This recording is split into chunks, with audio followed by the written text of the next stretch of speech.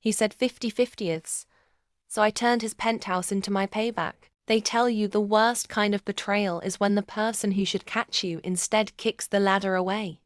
I lost my job.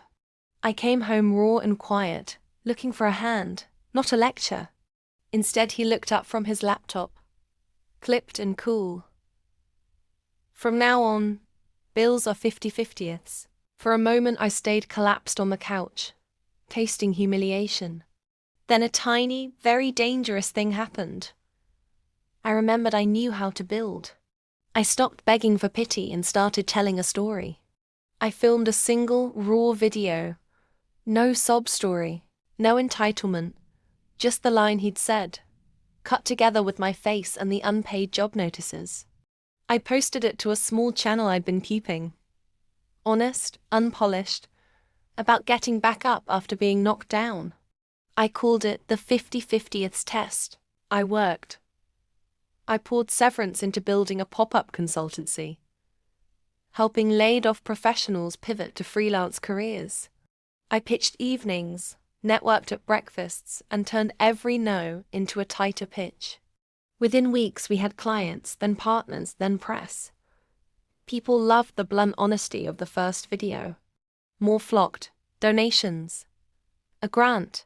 Suddenly it wasn't just me. It was a movement. The growth caught the eye of a venture partner who'd once been in his social circle, someone who knew my husband's name and loved the irony. He offered to fund a permanent HQ, a co-living, co-working space for career restarters, mentorships and microgrants. The only catch? We needed a location with impact and visibility. Guess whose penthouse was both visible and listed under a shell company, because he liked privacy. I negotiated a purchase. Clean, legal, arm's length, using my new company's capital and the investor's money. He signed thinking it was a donor's sale, not realizing the buyer shared my last name. On closing day, I walked into the penthouse wearing a badge that read, Resident Director. The skyline had never looked so delicious. But I didn't leave him out on the street. Instead, I offered him a sublease. You wanted fairness, I said, handing him a printed invoice for 50% of utilities, parking, and maintenance, the same math he'd pitched at me. He swallowed. The man who'd reduced me to split the bills was now splitting a one-bedroom in a community center that hosted empowerment workshops, resume clinics, and seed funding ceremonies. He had to RSVP to events where women he'd dismissed got microgrants.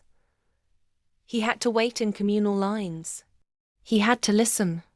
Worst of all for him, the community loved it. They donated, they applauded our mission, and they posted selfies with the woman who turned humiliation into a habitat for other survivors. When he tried to gaslight me in front of friends, people laughed. Not at me, but at him. Want more delicious, strategic payback and real comeback stories? Subscribe and hit the bell. Join the channel where we turn "you owe me" into "we owe each other."